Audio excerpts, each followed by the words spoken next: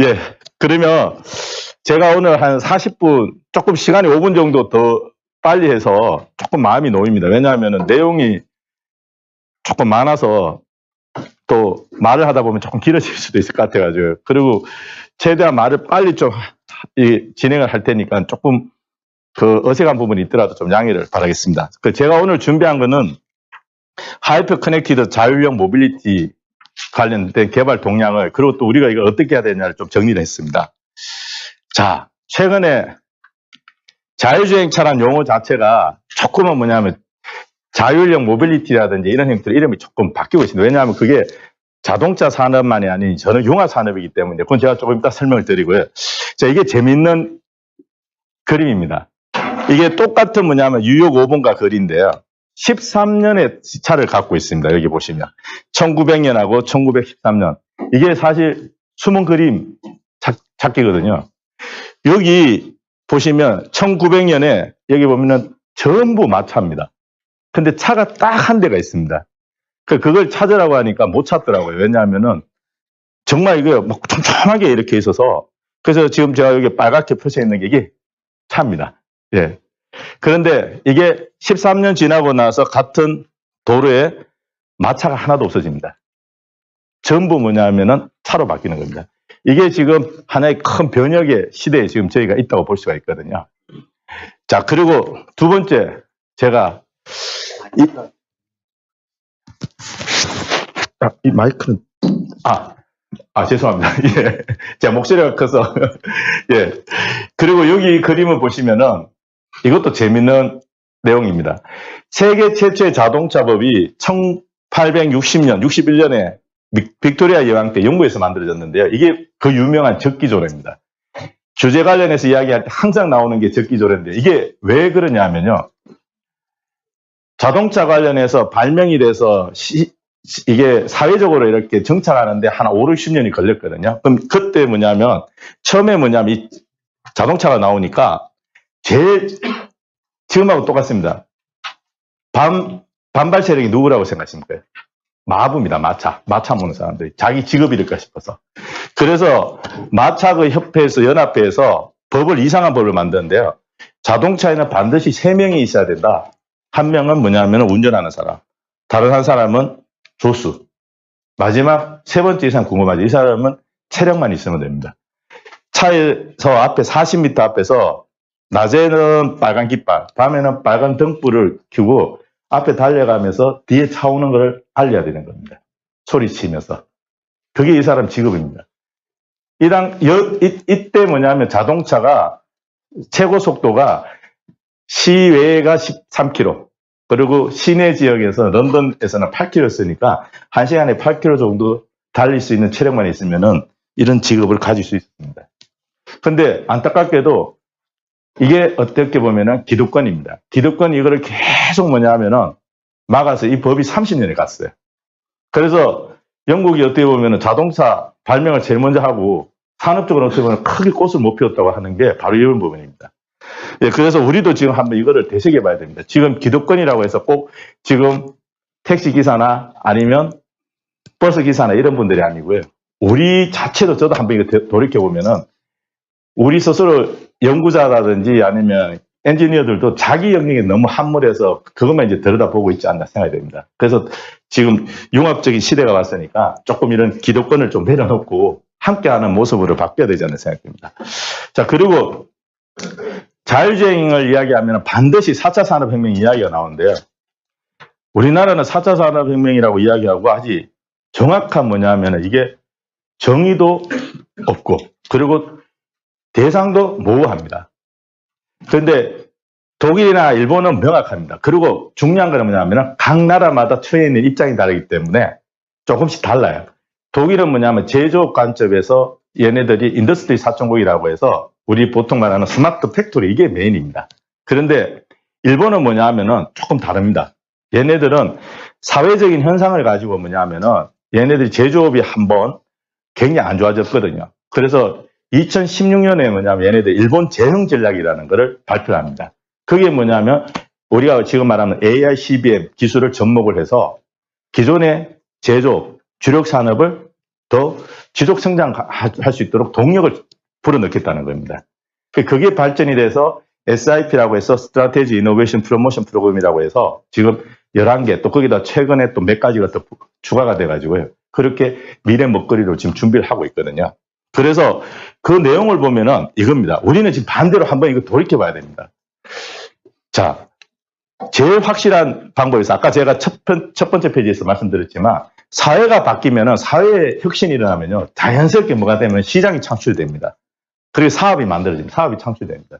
그리고 거기에 맞춰가지고 새로운 플레이어들이 만들어지게 되거든요. 그래서 중요한 건 뭐냐면요. 두 가지입니다. 하나 뭐냐면 사회를 바꾸면 되는 겁니다. 우리에 대한 미래 사회가 뭐냐를 보고 아니면 미래 사회에 가지고 있는 문제가 뭔가를 보고 우리가 준비를 하면 되는 거거든요. 그래서 제가 뭐 4차의 지금 뭐 4차 산업혁명위원회에 가서 자율차 TFT나 뭐 모빌리티 거기 제가 위원인데 가면은 항상 하는 이야기예요. 우리가 이거 하는 우리의 미래상이 뭐냐? 그걸 한번 먼저 그리고 거기에 맞춰서 이걸 풀어나가자 이런 이야기를 하거든요. 그래서 요즘은 거기 공감하시는 분이 상당히 많더라고요. 그런데 중요한 거는 사회의 어떤 변화에 대해서 우리가 미래에 대한 어떤 모습을 그리고 있느냐 이게 중요하고요. 두 번째는 이 큰 뭐냐면 이 테두리 안에서 이게 선순환이 되면 자연스럽게 기술혁명이 일어나게 되어 있습니다. 그럼 이걸 잘 일어나도록 뭐냐면 법제도라든지 인프라라든지 또 산업표준이라든지 또 인력 양성이 이게 조력자 역할로 잘 맞춰져야 되거든요. 근데 최근에 보면은 두 가지가 문제가 있습니다. 하나는 뭐냐면 이 전체를 보지 않고요. 단편적인 하나만 봅니다. 규제만 기억을 하면은 법제도만 개선하면 모든 게 다 되는 줄 알아요. 천만입니다. 자율주행을 둘러서 하고 있는 산업 구조도 우리나라하고요. 미국하고 일본하고 유럽하고 중국하고 다 다릅니다. 중국하고 미국은 뭐냐면은 정말 뭐냐면 거대 공룡 같은 대기업이 엄청나게 거기다 돈을 때려 붓고 있습니다. 그게 대표적인 게 구글이고 그리고 우버고 그리고 바이두고 이런 업체입니다. 그런 업체가 1년에 여기 쏟아붓는 R&D 비용이 얼마냐면 거의 1조 가까이입니다. 우리 정부의 우리나라 그 기업 중에서 자율주행이나 자율형 모빌리티 관련해서 연간 1조 정도 이상 투자하는 데가 어디 있습니까? 제가 네이버에 한번 강연을 해달라고 갔어요. 그랬더니 자율주행을 하고 싶다 그럽니다. 그러고 나서 이제 강연하고 나서 네이버가 발표를 했는데 500억을 가지고 자율주행을 하겠다고 이야기했습니다. 그래서 제가 장난하나 그랬어요. 제가 그거 보고. 그래서 이거는 그냥 정말 뭐냐면 주식 가지고 장난질 하는 것밖에 안 됩니다. 제대로 하려고 그러면 정말 여기다 온갖 걸 때려내야 되거든요. 그래서 지금 그런 부분이 여기 지금 다 있습니다. 그리고 해외 사례 보면은 유럽하고 일본이 보면은 우리나라하고 비슷해요. 왜냐하면은 국가적인 크기가 일본이 한 1억 3천만 명 정도 되고 섬이라는 그 특징 때문에 그렇고요. 또 유럽은 뭐냐면 여러 국가가 합쳐져 있으니까 그래서 민간 하나에다가 맡길 수가 없습니다. 그래서 뭐냐면 거기는 표준을 만들고 그리고 산업적인 플랫폼을 만들고 이렇게 하는 겁니다. 그래서 그거를 잘 저희가 보고 우리에 맞는 게 뭔가를 좀 찾아봐야 되거든요. 그러니까 지금 규제하는 분들은 미국 사례를 자꾸 가지고 와서 미국에는 정부에서 해주는 게 인프라나 정비하고 그리고 법제도만 정비해주지 이런 부분은 다 민간에 맡겨서 민간에 알아서 하도록 해요. 한다고 이렇게 이야기를 합니다. 당연하죠. 왜냐하면 그 하는 플레이어들이 있으니까요. 근데 우리는 없어요. 그리고 여기 뭐냐면 이걸 선순환시킬 수 있는 게 여기 여러 가지가 있습니다. 어떤 자원이 필요한데 그 자원이 없다는 겁니다. 그래서 우리가 조금 우리에 맞는 뭐냐면 이 4차 산업혁명 관련해서 우리의 미래가 뭐고 또 거기에 맞춰서 우리의 산업 구조가 뭔가를 보고 좀 전략을 짜야 되지 않나 생각이 듭니다. 자, 그러면 제가 조금 전에 말씀드렸죠. 사회가 바뀌면은 먹거리가 만들어진다고요. 미래 모빌리티에 관련해서 지금 사회적 문제가 뭐고 접근법이 뭐냐면요. 지금 이거 다 뭐냐면 10년 전, 20년 전, 100년 전에 있었던 이야기일 수도 있습니다. 뭐냐, 교통사고 저감, 이동약자의 지원, 교통체증 저감, 환경부하 저감. 그리고 우리 지금 큰 문제가 뭐냐면 고령화, 그리고 저출산화 때문에 노동력 부족이 일어나고 있습니다. 그럼 이걸 어떻게 하냐? 여러 가지 자율주행의 여러 가지 기술을 가지고 이 문제를 하나씩 해결해 주는 겁니다. 이게 해결해 주다 보니까 뭐냐면 먹거리가 만들어지는 거거든요. 자, 이런 구조 내에서 사회가 바뀌고 시장이 바뀌니까 이제 플레이어들이 그거를 제대로 보고 접근을 하는 겁니다. 그 대표적인 게 뭐냐면은 여기 엄청나게 뭐냐면은 합종 연행을 합니다. 그 대표적인 게 이제 도요타하고 소프트뱅크가 작년에 모빌리티 서비스 조인트 벤처인 모네텍이라고 해서 이렇게 이걸 설립을 합니다. 그리고 도요타가 작년부터 하반기부터 동경을 중심으로 해서 카쉐어링 지금 서비스를 해주고 있습니다. 그러면 산업 구조가 어떻게 바뀌냐면요. 도요타에 관심이 있으신 분들은 도요타 판매망을 들어가서 이렇게 한번 보시면 4개의 판매망을 갖고 있습니다. 그 말은 뭐냐면 딜러가 다 달라요. 그리고 차량의 모델이 다릅니다. 왜? 기본적인 롤링 사시에 대한 기본적인 플랫폼은 똑같게 가져가더라도 내가 원하는 취향이 다른 사람들이 있다는 거죠. 거기에 맞춰가지고 도요타가 4개의 판매 디자인을 만들고 그걸 판매하는 판매망을 갖고 있는 겁니다. 근데 이게 공유 경제 관점에서 볼 때는 이게 독이 되는 겁니다. 왜? 내가 항상 뭡니까? 하나밖에 없잖아요. 다양성을 못 추구할 수가 없잖아요. 그래서 뭐냐면 작년에 도요타가 동경에 있는 판매망 4개를 합쳐버렸어요. 합치고 그걸 뭐냐면 카쉐어링을 내가 원하는 차종을 다 골라서 탈 수 있도록. 내가 소요 관점에서는 뭐냐면 내 취향에 맞는 차를 어떤 디자인을 선호를 하지만 사람이 약아가지고요. 공유 경제 관점에서 카쉐어링이라든지 라이더 쉐어링을 하면요. 그러면 이것도 타고 싶고 저것도 타고 싶고 예 이렇게 되는 겁니다. 그래서 그거를 맞춰주는 겁니다. 그래서 그 서비스 이름이 뭐냐면 콘도입니다. 콘도. 콘도가 뭔지 아세요? 손오공이 항상 어디 이동할 때 뭘 부르죠, 그죠? 뭡니까? 콘도라고 구름이지 않습니까? 그게 일본말로 콘도입니다. 그 말은 뭐냐면 내가 원할 때, 그리고 필요할, 그리고 원할 때, 그리고 모습에 내가 필요할 때 언제든지 뭐냐면 그걸 이용할 수 있는 그런 걸 지금 서비스를 해주는 있는 겁니다. 그리고 도요타가 2018년에 CES에 이 플랫폼을 제공했습니다. 다 아시죠, 그죠? 이 팔레트. 근데 이 내용을 좀 깊숙이 들어가신 분들은 야, 도요타가 정말 대단하다 이런 생각을 하시는데 어떤 분은 뭐냐면 야, 이 팔레트 동영상 보면 다목적용으로 되어 있어가지고 야, 동영상 잘 만들었더라. 야, 그리고 도요타 컨셉이 좋다 이래 이야기 하시는데요. 이 발표를 하고 나서 제일 긴장을 하는 데가 되냐면 테크놀로지 컴퍼니입니다. 구글 그리고 알라바마라든지 바이두라든지 이런 회사입니다. 왜냐하면요. 여기 도요타의 비즈니스 모델이에요. 모빌리티 서비스 플랫폼 제공업체라고 도요타가 선언을 했습니다. 최근에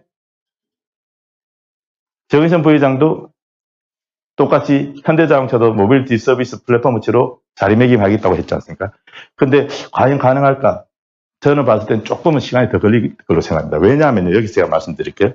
자, 이것 때문에 테크놀로지 컴퍼니들이 긴장을 하는데 원래 차량 플랫폼에 대한 거는 이거는 도요타 본연의 차량을 만들어서 판매하니까 제조업 관점에서 도요타 몫이 맞죠, 그죠? 근데 두 가지가 여기서 원래 자동차 제조업이 안 하던 사업을 확대를 했는 겁니다. 그게 뭐냐면 여기 보면 AICBN 스포트 센터라고 했는데 이게 제가 이름을 바꿨습니다. 이게 뭐냐면 도요타 스마트 센터입니다. 빅데이터 센터를 얘네들이 데이터 비즈니스를 하겠다는 겁니다. 사실 도요타는 이걸 하기 위해서, 그래서 제가 왜 현대차는 어렵냐 하면은, 도요타는 이걸 하기 위해서 10년 넘게 뭐냐면은, 마이크로소프트사하고 도요타 스마트 센터를 구축을 해왔어요. 그래서 거기에 엄청난 뭐냐면 데이터가 모여 있고요. 그리고 데이터에 대한 가공 기술이라든지 이런 걸 다 확보를 하고 있는 겁니다. 그리고 두 번째가 뭐냐면, 여기 보시면, 모빌리티 서비스 플랫폼입니다. 이제 이 플랫폼을 제공해줘서 서비스 사업자들한테 이걸 다 제공해주겠다는 겁니다. 이 모든 걸. 그게 도요타의 뭐냐면은 지금 모빌리티 서비스 사업 모델입니다. 원래 이 두 가지가 누가 했던 겁니다. 자동차 제조업이 아니고 기존의 테크놀로지 컴퍼니들이 했던 거지 않습니까? 그거를 이제 도요타가 하겠다고 선언을 했는 거거든요. 그래서 이걸 이제 중요하게 한번 보셔야 되는 겁니다. 자, 그리고 중국 우리가 보면은 착각을 하고 있는데 중국 우리보다 훨씬 제가 봤을 때 더 앞서 있고요. 더 많이 연구하기 좋은 환경입니다. 제가 그 청와대에 연소 쪽 하는 교수님들을 만났는데요. 아, 저는 정말 행복해요. 그분들 보면 저 부럽더라고요. 그분들이 미국에서 하게 해가지고 오셨는데 연소고 연구소만 해도 300명이 넘는 교수들이 있습니다. 근데 그 교수들이 하는 일이 뭐냐면요. 대학원생 2명밖에 지도를 안 합니다. 그리고 한 명당 평균 연구비가 얼마냐 하면은 30억이 넘더라고요. 근데 그게 최근에는 그 리미트가 상한선이 없어졌어요. 신청만 하면 거의 다 받습니다. 연소가 그런데 최근에 스마트카는요, 핫 이슈입니다. 솔직하게 자율주행이나 커넥티드카. 그래서 여기 보면 엄청나게 투자를 하는데 제가 그 대표적인 거 말씀드릴게요. 자, 창안 자동차가 2016년에 벌써 얘가 충칭에 있는 중국이 한 4번째 가는 회사인데요. 2016년 4월에 충칭하고 베이징하고 한 2,000km 되는데 여기 자율주행 벌써 이렇게 시연 다 완료했고요. 그리고 올 2월에 얘네들이 기네스북에 올랐습니다. 뭐냐면 자율주행 차를 이런 서너 대가 아니고 한 5, 60대를 한꺼번에 시연을 해버렸어요. 그래서 최대 많은 자동차를 가지고 시연했다고 해서 기네스북에 올랐는데요. 그래서 얘네들이 지금 뭐냐면요. 창안 자동차가 우리 BAT 있지 않습니까? 중국에 그 텐센트하고 충칭의 스마트카 합작사가 벌써 건립을 하고 있습니다. 그래서 이게 엄청난 건물을 지금 짓고 있어요. 제가 작년 5월에 갔을 때 묵었던 호텔 꼭 바로 옆이었는데 이거 보고 진짜 놀랬고요. 그리고 여기에 차가 지금 뭐냐면은 어디서 많이 본 차가 있습니다. 그게 뭐냐면 디스커버리, 랜드로버 디스커버리 있잖아요. 5명. 소형 SUV하고 그리고 포드의 그 익스플로러 2차가 있는데 너무 닮아가지고 제가 놀랐습니다. 근데 그거는 뭐냐면 이 창안 자동차가 영국, 이태리, 미국에 있는 시스템 엔지니어링 하는 업체를 다 인수를 해버렸어요. 그래서 옛날에는 카피를 했는데 지금 뭐냐면 정식으로 돈을 주고 그걸 하는 겁니다. 근데 그 차 하나가 얼마냐면 디스커버리 5인승 차가 1,400만 원밖에 안 합니다. 거기에 에이다스 기능 다 때려넣어서 최고 좋은 사양이 2,100만 원밖에 안 합니다. 그래서 제가 이 차 그냥 기본적인 플랫폼만 가져와서 우리나라 커넥티드 디바이스하고 서비스 여기다가 올려가지고 컨텐츠 올려서 팔면 이거 대박 나겠다. 그런 생각도 했습니다. 자, 그리고 여기 보시면 알라바바가 보시면 상하이 자동차하고 벌써 2015년에 반말하고 회사 설립을 해서 조인트 벤처 설립해서 지금 차량 개발하고 있고요. 그리고 바이두가 베이징 자동차하고 17년에 이렇게 합작을 해가지고 2021년 자율차 지금 양산 개발을 하고 있습니다. 그리고 바이두는 더 나아가서 아플로 프로젝트라고 해서 오픈소스 플랫폼 갖고 있지 않습니까? 그래서 이 아플로를 가지고 이렇게 7월에 직능커처라고 해서 작년 7월인데 이렇게 버스 전문 업체입니다. 그 업체하고 자율 셔틀 개발을 해서 7월부터 시운전을 하고 있습니다. 그래서 최근에 자료에 100대 이거 생산했다고 현수막해서 거기 그것도 하고 그리고 이걸 어디다가 지금 투입을 하냐면요. 공격적으로 일본에 원래 보통 투입을 합니다. 이게 지금 시장 일이 바뀌고 있습니다. 그리고 우리나라 지금 캐시티 하나 했다고 이 난리를 피우고 있는데 제가 부끄러워가지고요. 왜냐하면 중국에는 지금 공식적으로 캐시티보다 더 큰 사이트를 11개를 갖고 있습니다. 그리고 상하이에 가면은 동기대학교라고 있는데요. 거기가 상하이 자동차가 최고가거든요. 거기 가보면 학교에 뭐냐면은 지금 테스트 베드가 2개가 있어요. 한 400m 정도 되는 범용료를 갖고 있고요. 그리고 V2X 사이트를 2개를 가지고 있습니다. 한번 기회 있으시면은 상하이 동기대를 한번 가보십시오. 그게 지금 세계가 이렇게 바뀌고 있는데 우리는 우물한 개구리 같은 느낌이 들거든요. 자, 그리고 올해 19년에 CS 보시면 여기 또 우리가 염려하는 게 있습니다. 자, 덴소, 보쉬, 컨티넨탈. 이거 이제 이야기 들으시면은 자동차 아시는 분들은 세계 부품 3대 기업이라는 거 아실 겁니다. 보쉬가 1위고 덴소가 컨티넨탈이 2위고 보통 덴소가 3위. 얘네들이 이제 돌아가면서 1, 2, 3위를 하거든요. 근데 얘네들이 원래 뭐냐면은 자율 셔틀을 모빌리티 새로운 플랫폼을 다 출품을 했습니다. 여기 보시면 덴소가 그리고 보쉬가 그리고 컨티넨탈. 컨티넨탈은 이 차량 플랫폼은 프랑스에 있는 이지마이라는 회사 플랫폼을 그냥 사실 도입을 했는 거거든요. 거기에 이제 얘네들이 서비스도 하면서 배송 관련해서 자율 배송한다고 해서 여기에 뭐죠? 개 로봇을 이렇게 해서 요거까지 다 이번에 출품을 했습니다. 그래서 이 로봇 발로 차면은 안 넘어집니다. 아무리 차도 안 넘어져요. 그래서 이게 지금 뭐냐면은 현상입니다. 그럼 이게 뭐냐? 이제 상징하는 게 부품업체, 자동차 업체들도 지금 뭐냐면 자동차 산업의 이거는 이제 포화라는 걸 다 알고 있습니다. 지금 9천만 대 정도가 거의 한 5, 6년 전부터 거의 포화가 돼서 늘지를 안 하고 있습니다. 지금 이게 더 줄 가능성이 있거든요. 그럼 거기서 뭐냐, 나눠 먹는 거는 이제 한계가 있다. 그래서 뭐냐면 새로운 거, 모빌리티 서비스라든지, 그게 마스라고 해서 모빌리티 에즈 서비스거든요. 예, 그쪽 영역으로 사업을 이제 공유 경제 관점에서 이거 시장을 이제 들여다보는 겁니다. 그 시장이 엄청나거든요. 지금 이야기로는 자동차 시장에 거의 한 10배 이상, 20배 이상 정도 시장이 있다고 이야기하고 있습니다. 자, 그리고 웨이모가 자율택시 서비스 지금 하고 있는데요. 얘네들 공식적인 이야기는 굉장히 보수적으로 이야기합니다. 한 25개 도시에서 주행거리 한 1000만 마일 우리가 돌파했어. 1000만 마일에 대한 데이터를 가지고 있어. 그런데 그거는 뻥입니다. 얘네들 정말 가지고 있는 데이터는요, 뭐냐면은 최근에 사고가 우버 사고도 나고 테슬라 사고도 나고 해서 DOT에서 시뮬레이션에 대한 어떤 그거를 굉장히 강조를 하고 있습니다. 그래서 여기 보시면 가상 시뮬레이션 상에서 뭐냐면 주행을 돌리는 겁니다. 최근에 뭐냐면 차에 이렇게 가상 엔진을 올려서 범용로에서 시험하는 경우도 많이 있거든요. 그게 데이터가 얼마 가지고 있냐면 70억 마일 가지고 있습니다. 어마어마한 데이터를 가지고 있습니다. 자, 그런데 이런 회사하고 어떻게 이기겠습니까? 저희가. 이러니까 여기다가 돈을 묻니까 1년에 1조씩 투자하는 거거든요. 네, 저희도 자동차 부품연구원에서도 이 DB 구축을 하고 있는데요. 국내 DB 뭐 한 8,000km, 그래봤자 한 몇 테라바이트? 한 50테라바이트 그 정도입니다.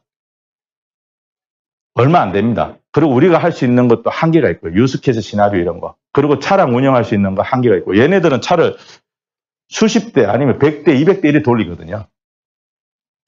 그래서 제가 이 말씀 드리는 건요. 우리나라에서 자율주행 혼자 하겠다고 하는 사람들은 다 그건 거짓말입니다. 그거 믿지 마십시오. 그거는 전부 뭐냐면 사기꾼입니다. 이제는 같이 해야 됩니다. 이 거대한 뭐냐면 저거하고 싸우려고 그러면 우리가 똘똘똘똘 뭉쳐서 정말 이게 힘을 모아야 되지. 여기 이런 혼자 한다는 거는 그건 다 사기꾼이니까 그건 안 믿으셔도 될 것 같아요. 자, 그래서 자율주행이 왜 중요하냐면요. 현재도 뭐냐면 ADAS라고 해서 아다스라고 해서 운전지원 이동체에 있습니다. 최근에 하이웨이 드라이빙 어시스트라고 해서 HD의 기능도 들어있는데요. 얘는 뭐냐면 차를 이제 좀 고도화해서 교통사고를 줄이고 아까 말씀드린 운전 편의를 도모하고 이 정도 수준인데요. 앞으로 미래 사회는 뭐냐면 차에서 생활도 하고 그리고 차에서 사무도 보고 또 차가 개인 소유가 아니고 어떤 공유 경제 관점에서 같이 쉐어링을 하는 이런 형태로 지금 바뀌는 겁니다. 그래서 기존의 제조업에서 자율주행차는 융합산업으로 바뀌는 하나의 매개체 역할을 한다는 겁니다. 그래서 이게 자율주행차를 엄청나게 지금 중요하게 생각하는 겁니다. 그리고 자동차 산업 관점에서 보면은 절대 안 된다는 말씀도 드리고요. 자, 그럼 자율주행차 관련해서 이게 지금 뭐냐면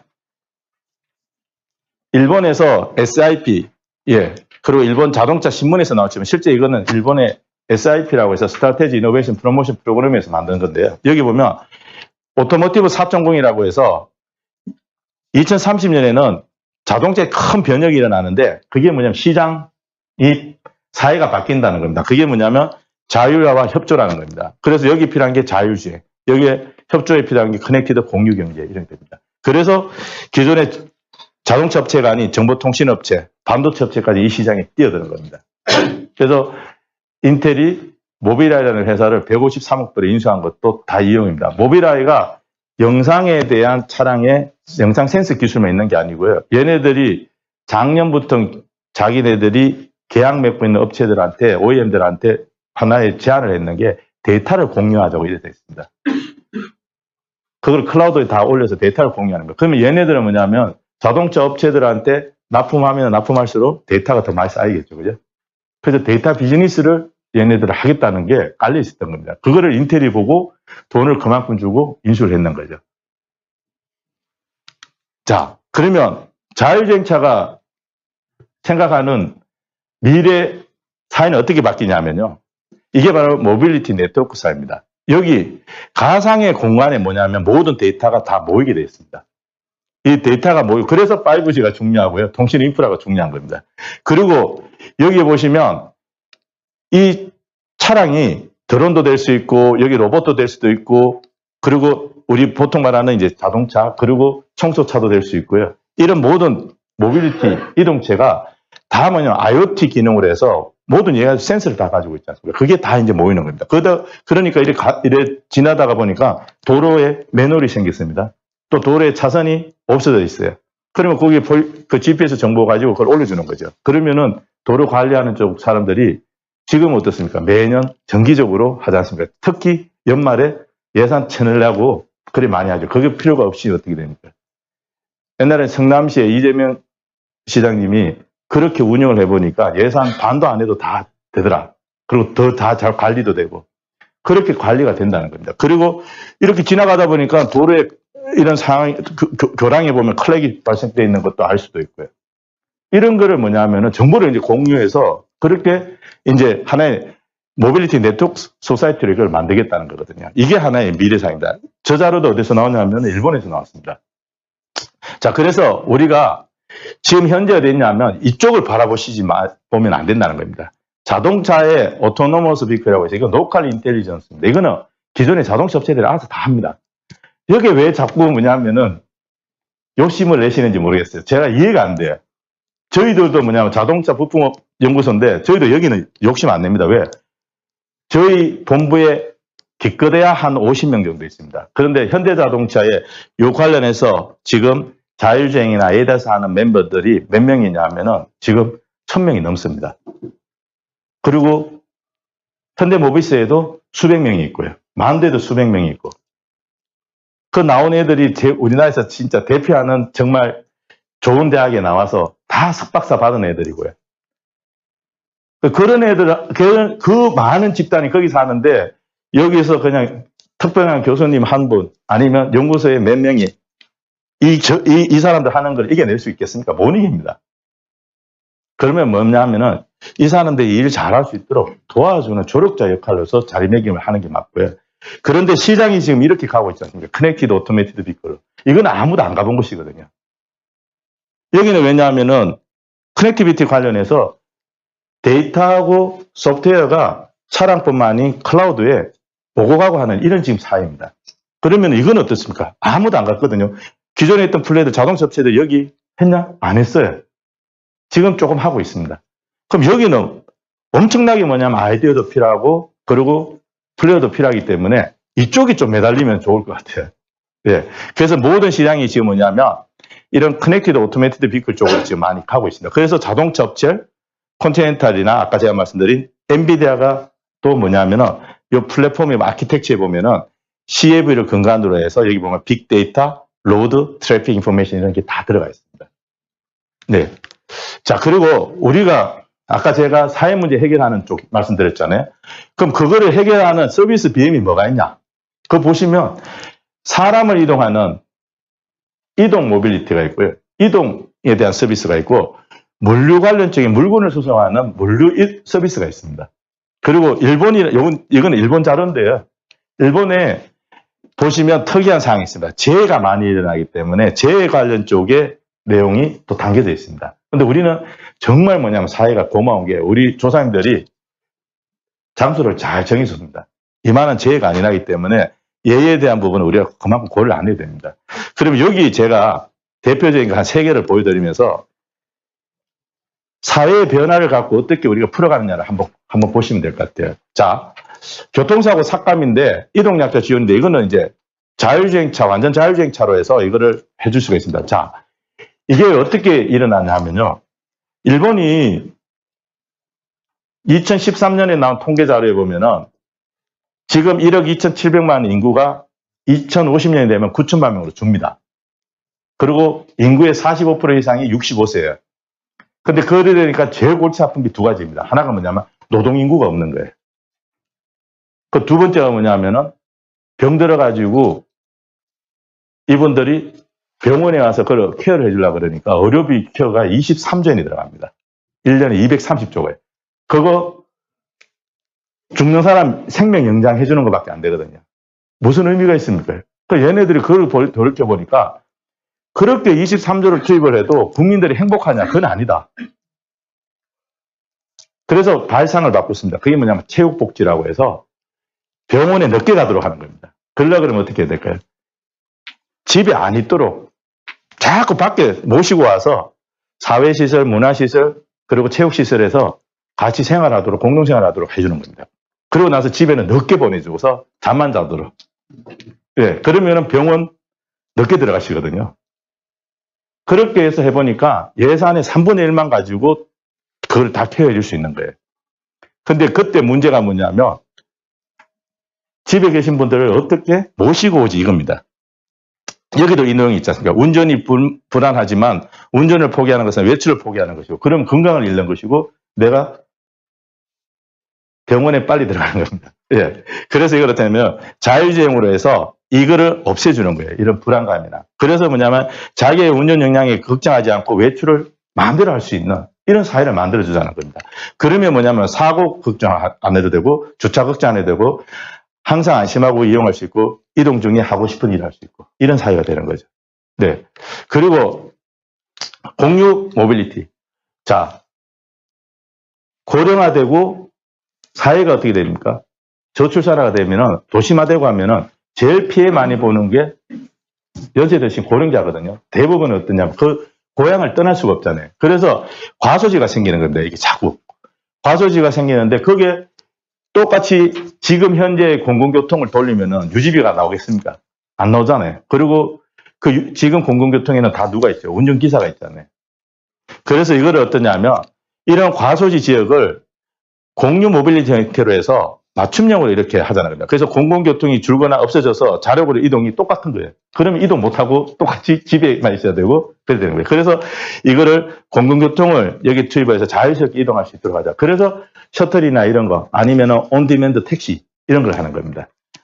그래서 이렇게 하면 과소지에서 셔틀 정기 운행할 수 있고요. 온디맨드로 내가 부르면 반드시 이동할 수 있고 그리고 센터에서 셔틀 관리 운영을 다 할 수 있고 이런 사회가 되는 거고요.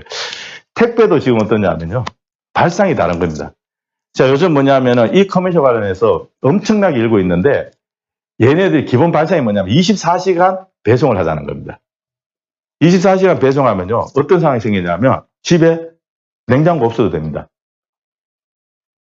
제가 원하는 거. 그리고 시간을 뭐냐 하면은 제가 배송 시간을 줄이고 그리고 정확하게 뭐냐 배송 시간을 정확하게 배송할 수 있다 그러면 냉장고 없이도 살 수 있는 겁니다. 그래서 여기 보시면 물류를 주고 그리고 또 하나 뭐냐면 물건 주고받을 때마다 항상 내가 모르는 제3자한테 이야기를 해야 되잖아요.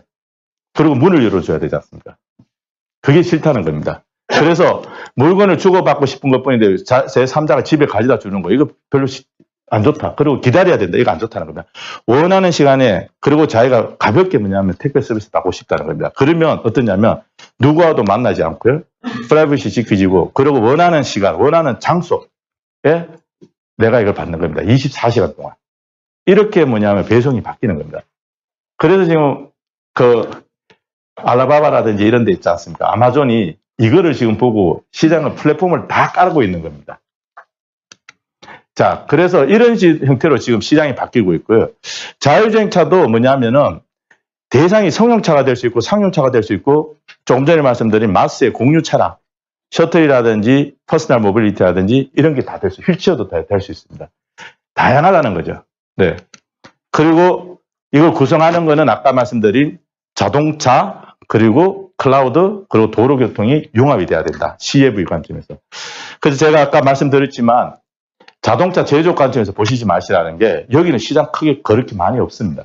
그리고 기존의 플레이어들이 있어서 그 시장 안 나눠줍니다. 왜? 자기도 지금 뭐냐면 발등이 불 떨어져서 현대자동차 지금 뭐냐면은 판매 대수 줄었잖아요. 그 줄었는데 그거보다 더 나눠서 갖다 그러면 하겠습니까? 지금 부품업체들 지금 적자 나가지고 도산하고 지금 그런 상황인데 거기 보고 그것도 나누자 하면 될 것 같아요. 안 된다는 겁니다. 그래서 이거는 그냥 뭐냐면요.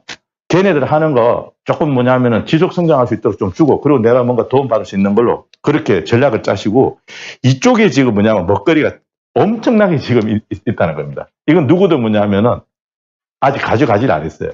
그래서 이쪽을 뭐냐면은 우리가 찾아서 가야 되지 않나 생각합니다. 자, 그럼 현황과 과제인데요. 지금 높은 계산 용량하고 빅데이터 이게 지금 핫 이슈입니다. 차 안에서 이제 컴퓨팅 모듈에서 처리하는 거는 한계가 있기 때문에 거기서 처리할 수가 없어요. 그래서 이걸 클라우드 쪽에 가지고 가서 처리하고 차에는 필요한 엣지 형태의 컴퓨팅만 할 수 있도록 그렇게 지금 이거를 아키텍처를 만들고 있는 겁니다. 그래서 이걸 어떻게 이제 데이터 비즈니스를 어떻게 하느냐, 그 데이터를 누가 많이 확보하고 있느냐가 앞으로 시장을 주도할 걸로 보고 있고요.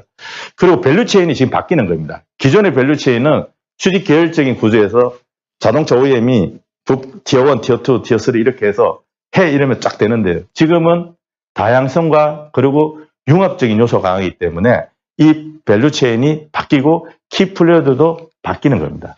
그래서 얘를 어떻게 키플레이어들을 잘 내가 협업을 하고 그거를 가지고 전략적인 어떤 구도에서 비즈니스를 하느냐, 이게 지금 핫 이슈입니다. 그러니까 최근에 OEM들이 테크놀로지 컴퍼니들하고 다 이렇게 온라인을 맺어가지고 같이 하는 겁니다. 네. 그리고 제가 조금 전에 말씀드렸지만 자동차 중심의 로컬 인텔리전스 하는 오토노머스 비클은 이제 뭐냐면 이거는 벌써 양산 단계고 상용화 단계이기 때문에 이런 글로벌 인텔리전스 추구하는 CAV 쪽으로 지금 가셔야 된다는 거고요. 그리고 CAV 쪽으로 가려고 그러면 결국 SA 레벨 3, 4, 5 여기에 해당하는 겁니다. 그럼 이거는 뭐냐면 기계가 상당 부분 뭐냐면은 역할을 하는 겁니다. 어떤 경우는 기계가 모든 걸 다 하는 겁니다. 그러면은 안전설계에 대한 확실성이 없으면은, 그리고 거기에 대한 사회적 합의나 안전 기준에 대한 명확한 기준이나 인정 체계가 없으면은 이건 안 되거든요. 그래서 여기 지금 어떤 분은 이걸 그렇게 이야기하십니다. 이거 그냥 오픈 아키텍처에서 스마트폰 하듯이 그렇게 하면 되지 않냐. 클라우드에서 좀 하면. 그건 말도 안 되는 이야기입니다. 그 정말 답답해요. 모바일이니까 가능해요. 왜냐하면은 스마트폰 안 되면은 꺼지면은 다시 키면 되잖아요. 그죠? 아무 상관없어요. 내 생활하고 아무 불편이 없습니다. 그런데 자동차는 어떠냐? 자율주행차는 얘는 모션 제어를 하는 겁니다. 끄는 순간에 자기는 죽었어요. 옆 타고 있는 사람 다 죽는 겁니다.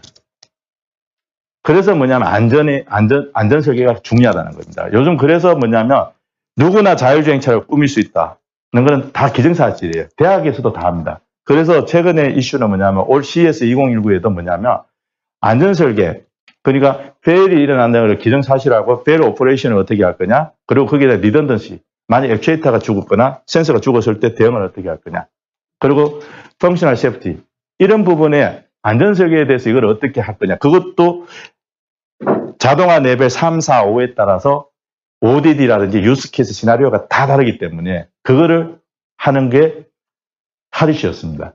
근데 그거는 지금 뭐냐면 자동차 업체들도 못하고 있어요. 왜? 이 정도까지는 할 수 있는데 3, 4, 5로 돼버리면요. 여기는 어떤 긴급시 운전 주도권도 다 기계가 갖거든요. 그리고 장소에 대한 한정, ODD도 오퍼레이셔널 디자인 도메인도 얘는 이제 없어지는 겁니다. 그러면 모든 뉴스케이스 시나리오에 다 대응을 해야 되는데 그거는 정말 엄청난 경지죠. 그죠? 네. 그래서 그게 어렵다는 거고요. 그리고 최근에 이제 자동차 제가 봤을 때 자율주행 관련해서 이제 좀 현실화되는 것 같아요. 이게 제가 저희 가장 잘 믿는 이제 영국의 이포스라고 해서 유럽 스마트 시스템 플랫폼 협의체인데 이게 여기 보시면 SA 레벨 4 굉장히 이거는 시장이 열리는 겁니다. 고속도로 상에서 ODD가 고속도로 같은 경우 25년에 일단은 시장이 조금 열릴 거다. 도로는 뭐냐면은 안정적인 도심로에서는 2030년 정도 열릴 거다. 근데 레벨 5, 예, 완전한 자율주행 관련해서는 연도를 기재 안 했죠. 그죠? 그럼 얘네들이 뭡니까? 산전수전 다 여기에 벤츠, 아우디, 예, BMW 이런 애들 다 있는데 걔네들도 언제 시장이 열릴지 모른다는 겁니다. 그래서 최근에 이제 버클리 대학교의 교수님께서 엘베스터산을 등정하는 걸 이제 기준으로 해가지고 완전 자율주행 언제 이루어질 거냐? 2085년 이야기를 하시더라고요. 지금 저희가 어디 와 있냐면요. 베이스 캠프 정도에 와 있다. 베이스 캠프에서 정상까지 올라가는데 100번 시도하면 한 번 정도 성공한답니다. 예. 그게 지금 현실입니다. 그래서 지금 뭐냐면 이런 테슬라도 그렇고, 그리고 구글도 그렇고, 우버도 그렇고, 자꾸 사고를 해서 사람도 죽고 이런 상황이 생기는 겁니다. 그래서 안전설계 중요하다는 거고요. 그리고 여기 뭐 기술은 제가 넘어가겠습니다. 왜냐하면 이거는 뭐 다 아시는 내용이니까. 네. 자, 그러면 우리는 이제 어떻게 해야 되냐? 참, 똘똘똘 뭉치도 지금 가능할까 싶은데 저희는 지금 벽이 너무 큽니다, 이게. 자동차 업체는 아직도 뭐냐면 자율주행을 제가 아까 자율형 모빌리티, 그리고 모빌리티 네트워크 소사이티라고 그러지 않습니까? 그죠? 이거는 융합 산업입니다. 그런데 아직도 이거 자동차 산업으로 자꾸 그렇게 한정을 지우고 있어요. 근데 그나마 최근에 한 2017년, 재작년부터 조금 뭐냐면은 모빌리티 이야기가 나오면서 융합적인 요소로 이제 조금 이제 바뀌고 있는데, 문제는 최고 경영청하고 밑에 모든 게 이 조직들이 다 움직여야 되는데 아직 그렇지는 않은 것 같아요. 그래서 아직은 뭐냐면 자동차 업체들은 에이다스, 그리고 자동차 기존에 했던 거에 하나의 후속 사업으로 자꾸 이거를 포장을 하는 느낌이 있습니다. 그리고 기존의 서플라이 체인을, 밸류 체인을 그대로 유지하려고 자꾸 고집하는 게 있고요. 근데 이래버리면 망합니다, 지금. 우리나라 지금 자동차 산업 지금 빨간불이 켜졌거든요. 그래서 여기 보시면 ICT 쪽은 또 신규 쪽에 도전적인 아이디어를 하고 있는데, 이게 적절하게 좀 균형감 있게 좀 잡혀져야 되지 않나 생각되고요. 그리고 이 관련 법규나 제도적인 부분도 아직은 저희가 미비한 수준입니다, 아직. 그래서 이런 부분도 더 저희가 이제 디벨롭을 좀 해야 되는 상황이고요. 그리고 소비자, 정말 우리나라 소비자는 제일 나쁜 습관을 갖고 있습니다. 그리고 가장 어려운 소비자예요, 커스터머예요. 왜냐하면 자기 주머니에서 돈 절대 안 내려고 합니다. 그런데 모든 거 요구하는 거는 왜 그리 많은지. 예, 그리고 조그만 거 문제 생기면은, 그러면은 자기가 잘못했는 거 다 숨기고 무조건 제조사에다 다 떠넘깁니다. 그게 우리나라 지금 상황입니다. 그래서 사실 자율주행 쪽 관련해서 산업적으로 우리가 이렇게 활성화되기에는 아직은 봤을 때는 생태계 관점에서는 조금 이런 감이 드는 부분이 있습니다. 그래서 정부에서는 기존에 아까 제가 말씀드린 오토노머스 비클, 로컬 인텔리전스 관련해서는 벌써 그들만의 리그가 형성이 됐고 민간에서 투자를 하고 있기 때문에 이거는 그냥 민간에 맡겨놓을 생각입니다. 단 여기에 뭐냐면 핵심되는 부품이라든지 어떤 그 솔루션에 대해서 그런 쪽에 뭔가 이제 플레이어들도 육성을 해줘야 되니까 이런 부분은 이제 정부에서 계속 지원해 주려고 그러고요. 그리고 요즘 최근에 정부의 모든 방향은 전부 SLLB 3, 4, 5는 지금 우리는 언제 있지 모르니까, 2085년 여기는 모르니까 3하고 4, 특히 4에 초점을 해서 마스 서비스라든지 이런 거 다 포함하는 형태로 해서 여기에 지금 포커싱이 되어 있습니다. 그래서 최근에 지금 산업부, 그리고 국토부, 과기부, 경찰청 4개 부처가 공동으로 해서 큰 지금 뭐냐면 신규 예타 사업도 지금 준비를 하고 있습니다. 21년부터 해서 7년간 하는 걸로 해서 지금 준비하는 것도 바로 여기에 해당하는 내용입니다. 예, 그리고 그냥 단순하게 기술 개발로 끝나지 않고 정말 뭐냐면 다양한 유스케이스 시나리오를 대상으로 해서 이거 실정 환경에서 성능, 안정성, 그리고 일부 사업성에 대한 것도 다 검증을 해야 되는 겁니다. 자율주행 관련해서 DOT의 권고사항이 뭐냐면 테스트, 데몬스트레이션, 그리고 베리데이션, 그리고 파일럿 프로젝트를 단계별로 다 한번 하라고 지금 이렇게 권유를 하고 있습니다. 왜? 거기에 여러 가지 일어날 수 있는 여러 가지 문제가 다 있으니까 그걸 통해서 이걸 다 이제 안정성도 확보하고 사업성도 이렇게 하라는 거거든요. 그래서 이런 실정 테스트 베드를 잘 구축을 해주고, 그리고 여기에 맞춰가지고 실정 사업을 많이 할 필요가 있다고 생각됩니다.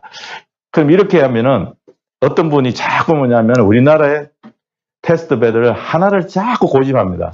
아닙니다. 테스트 베드는 많으면 많을수록 좋습니다. 그리고 제가 말씀드린 바와 같이 테스트, 그리고 데몬스트레이션, 그리고 베리데이션, 그리고 파일럿 프로젝트 다 목적이 다릅니다. 여기에 맞는 테스트 베드가 다 필요한 겁니다. 네, 그래서 그런 부분에서 저희가 조금 융합적인 요소에서 서로를 멀리를 바라보고, 그리고 함께하는 형태로 이렇게 좀 자율주행을 좀 봐주시면 하는 바람으로 제 발표를 이걸로 마치도록 하겠습니다. 네, 감사합니다.